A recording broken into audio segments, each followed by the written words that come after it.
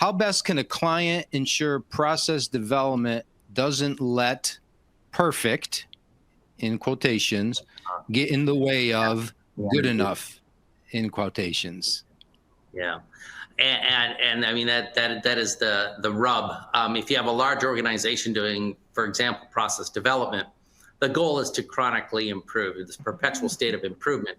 And the challenge is when you have limited funds and you have to be very focused in your output, being able to recognize what is appropriate and adequate versus the ambitions, hunger, and interest of perhaps the scientists.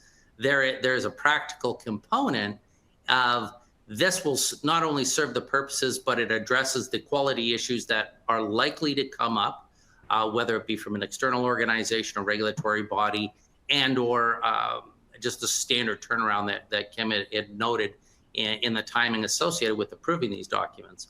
But I think that it's really hard to go wrong by having these pieces up front prior to essentially marrying yourself to the output. For example, if you had a reaction that you really want to work because it's always worked and it works good enough, then it becomes financial and a runway issue. If burning all your runway to define a new way to produce a material, if that is ultimately the goal, because that is the only thing that will prevent commercialization, that's probably worth it.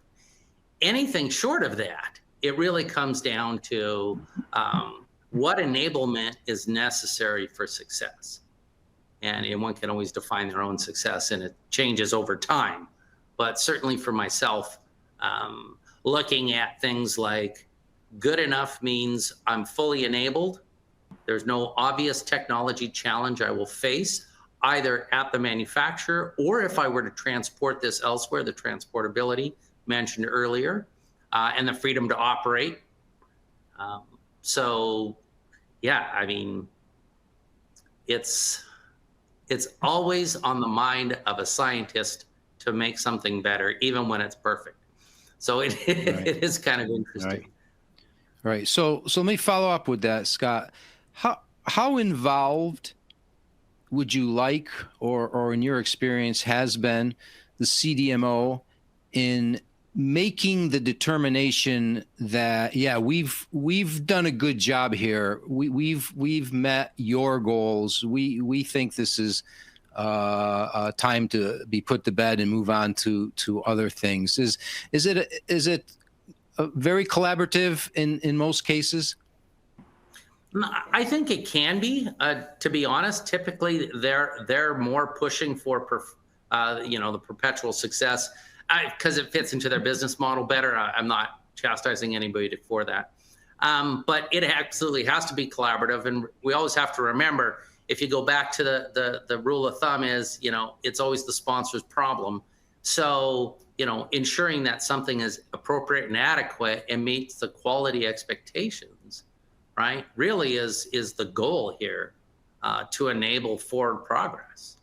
So we've always worked collaboratively with vendors, more so now because our organization is fully virtual.